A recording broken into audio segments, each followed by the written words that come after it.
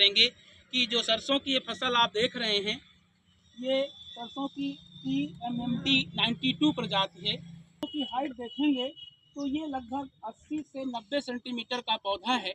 इस प्रजाति की भी एक अलग विशेषता होती है कि ये प्रजाति 135 दिन में तैयार हो जाती है और अधिकतम इसकी हाइट 180 सेंटीमीटर होगी।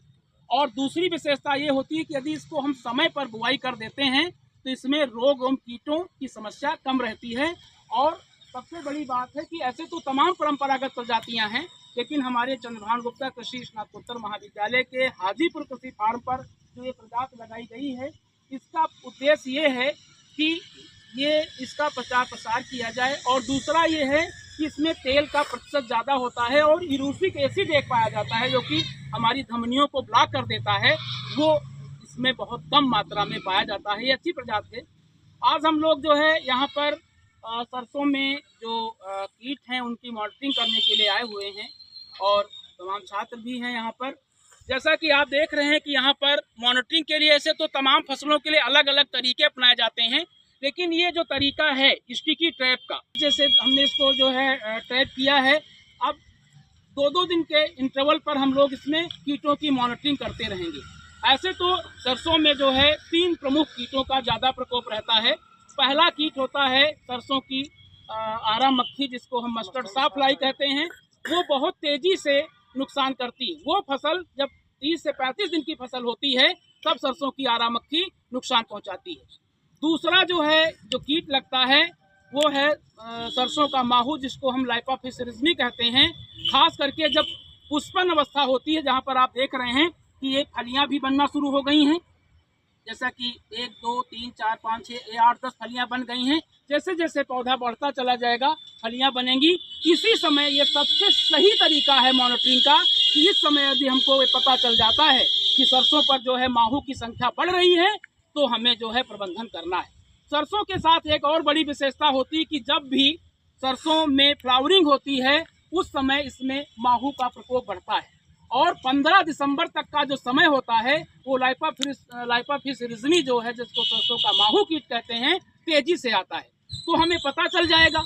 इसमें जो है जगह जगह पर माहू चिपकेंगे क्योंकि माइग्रेट होकर के आते हैं कई दूसरी जगह से, और ये फिर जो है पार्थिनोजेनेसिस के द्वारा पूरे खेत में धीरे धीरे ग्रेजुअली 1 सप्ताह में बहुत ज़्यादा पॉपुलेशन इनकी हो जाती है। तो मॉनिटरिंग हो जाएगी, हमको पता चल जाएगा। साथ में क्या होता है कि जब माहू आता है तो उसी के साथ में इनके मित्र कीट की भी एंट्री हो जाती है। मित्र कीट में कई प्रजातियां हैं। जो हमारे यहाँ प्रजातियां आती हैं जिसमें कॉक्सिनेल्ला सेप्टम पंक्टेटा है, उसका जो इलाट्रा होता है उस पर 6 ब्लैक स्पॉट होते हैं। रेड लाल रंग का एक लेडी बर्ड विटिल होता है। दूसरा जो है किलोमिनस सेक्समेकुलेटा आता है और तीसरा जो है कॉक्सिनेल्ला ट्रांसवर्सेलिस है। और इसके बाद तमाम और भी प्रजातियां हैं, लेकिन ये 3 प्रजातियां प्रमुख रूप से जो है सरसों के खेतों में जब एफिड आता है तब देखने को मिलती हैं। दूसरा ये होता है कि एफिड काफ़ी नुकसानदायक कीट है और ये 2 तरीके से नुकसान करता है। एक तो फलियों से, फूलों से रस को चूस लेता है, उससे नुकसान होता है। दूसरा क्या है कि जब ये जो माहू है, होता क्या है कि जैसे कि यहाँ पर माहू लगा हुआ है तो ये जो पत्तियाँ हैं, इन पत्तियों पर क्या होगा, शहद चिपकेगा। शहद इनसे जो है स्रावित होकर के पत्तियों के ऊपर चिपक जाएगा। तो यहाँ पर कैप्नोडियम एक बीमारी होती है फंगस की, वो आ जाएगी, जिससे पत्ती का जो स्टोमेटा है वो बंद हो जाएंगे।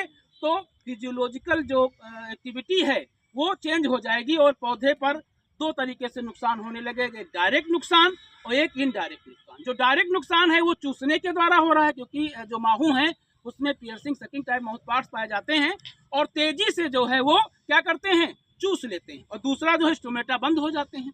तो ये समस्या होती है। तीसरी जो समस्या है वो जब हमारा सरसों परिपक्व अवस्था में होता है, दाने बन जाते हैं, 70 से 80% फसल पकने लगती है, उस समय इसमें एक चितकबरा बग होता है जिसको बगराटा क्रूसीफेरम के नाम से जानते हैं, वो लगता है।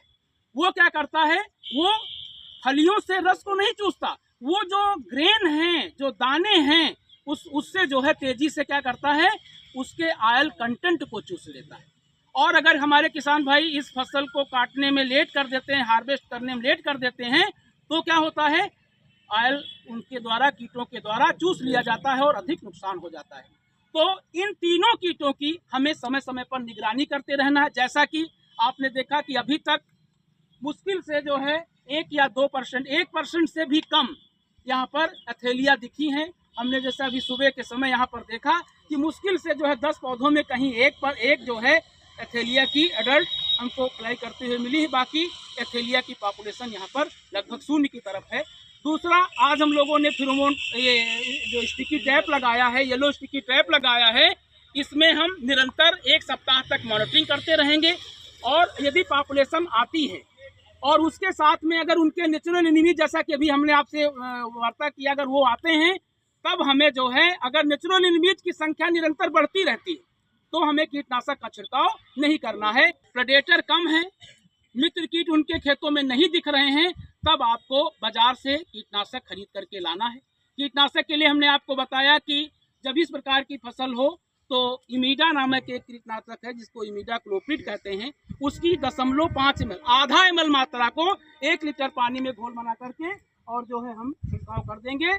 और ये भी ध्यान रखना है कि छिड़काव जब पुष्पन अवस्था में पॉलिनेशन तेज हो रहा हो, पुष्प ज़्यादा खिल रहे हो, तो बहुत स्लो स्पीड में करना है, नहीं तो जो क्या होगा, इसमें जो है पॉट फॉर्मेशन नहीं होगा। ये भी ध्यान रखना है। छिड़काव करते समय कई बिंदु होते हैं।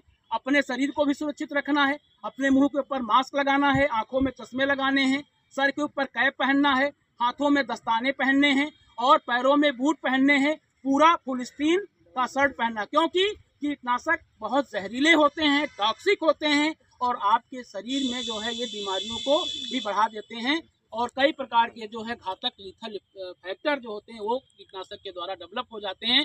तो खुद को सुरक्षित रखना है और समय पर करना है कि जब आपको दिखे कि हाँ प्रेडेटर्स में कम है तो उस समय जो है आप पूरे फसल पर कीटनाशक स्प्रे कर देंगे, तो आपकी फसल में जो कीट है, माहू है, वो लगने से